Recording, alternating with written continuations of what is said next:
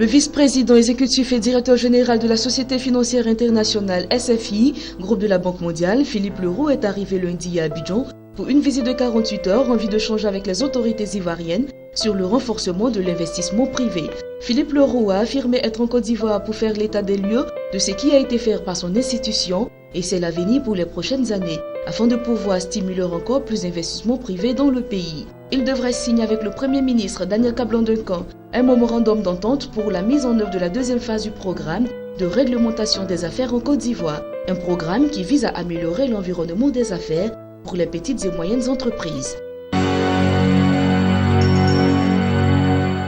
Il s'est ouvert ce lundi à Abidjan un atelier de formation et de sensibilisation des acteurs de passation de marché. L'objectif global de cet atelier est d'aider à l'appropriation par les participants les nouvelles dispositions réglementaires des marchés publics et à la maîtrise des procédures. Il s'agira au cours de cet atelier, prévu pour durer 3 jours, de former tous les acteurs opérationnels impliqués dans les procédures de passation des marchés du comité technique bilatéral du contrat de développement et de désententement C2D à l'utilisation effective de nouveaux textes, de recenser et de répondre à toutes les difficultés récurrentes entravant leur efficacité.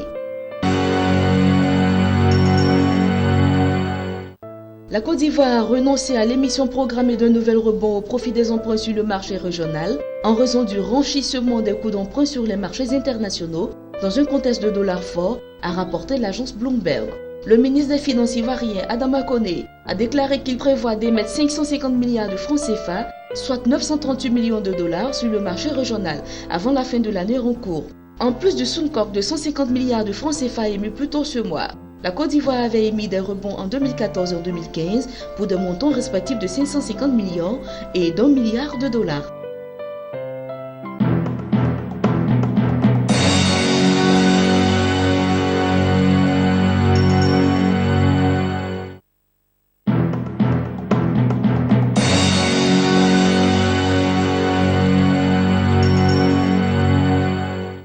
Lors d'un colloque dans la ville de Chouane, en Afrique du Sud, la ministre de la Communication, Faith Moutambi, a affirmé que la South African Broadcasting Corporation, SABC, présente un solde de trésorerie positif. Information qui infirme ainsi celle donnée par le journal Sunday Times il y a quelque temps, faisant objet d'une perte de 500 millions de rentes, soit environ 354,5 millions de dollars par le groupe. Alors que de nouveaux résultats financiers sont attendus ce mois de septembre, beaucoup d'observateurs ne partagent pas l'optimisme de la ministre de la Communication, s'appuyant sur le fait que les annonceurs pourraient s'en aller à cause de la décision d'enrichir les programmes de la SABC de contenus locaux, jusqu'à 80% à la radio.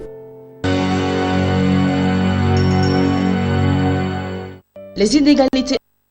entre engendrent un manque à gagner de 95 milliards de dollars en moyenne par an pour l'Afrique subsaharienne, a estimé le Programme des Nations Unies pour le développement, PNUD, dans un rapport publié le 28 août dernier. Le rapport a également fait ressortir que les Africaines affichent un niveau de développement humain équivalent à 85% seulement de celui des Africains. Dans le chapitre économique, le PNUD souligne que 66% des femmes en Afrique travaillent dans le secteur informel, non agricole et ne gagnent que 70 cents lorsqu'un homme gagne $1 pour le même travail. Combler le fossé entre les sexes ne mettrait pas seulement l'Afrique sur une voie de croissance économique à 2 chiffres, mais contribuera également de manière significative à atteindre les divers objectifs de développement, a indiqué le directeur du PNUD pour l'Afrique, Abdoulaye Marndey.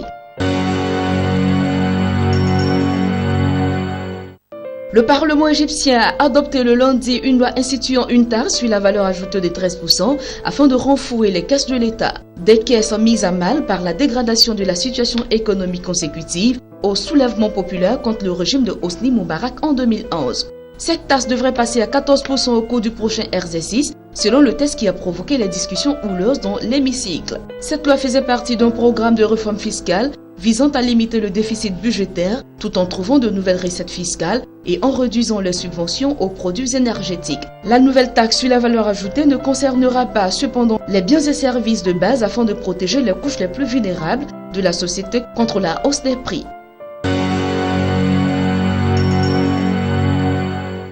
La Banque africaine d'import-export, Afreximbank, a accordé aux sociétés africaines engagées dans l'affacturage depuis 2012 un prêt d'un montant de 83 millions de dollars, a annoncé Kanayo Awini, directrice générale du commerce intra-africain au sein de l'institution. L'affacturage en effet est une technique qui permet à des entreprises de céder leurs créances à des sociétés spécialisées dans le recouvrement et ainsi d'améliorer leur niveau de liquidité. Ces fonds qui ont été alloués s'inscrivent dans la politique d'Afreximbank de promouvoir l'affacturage en Afrique et permettront aux bénéficiaires de disposer d'un accès à des liquidités et à une protection contre les risques de paiement, a expliqué le responsable. Kanayo Awani a par ailleurs souligné que l'Afrique n'est pas encore un acteur important sur le marché de l'affacturage et ne présente que 0,7% des 2,3 milliards d'euros de transactions d'affacturage réalisées dans le monde en 2015.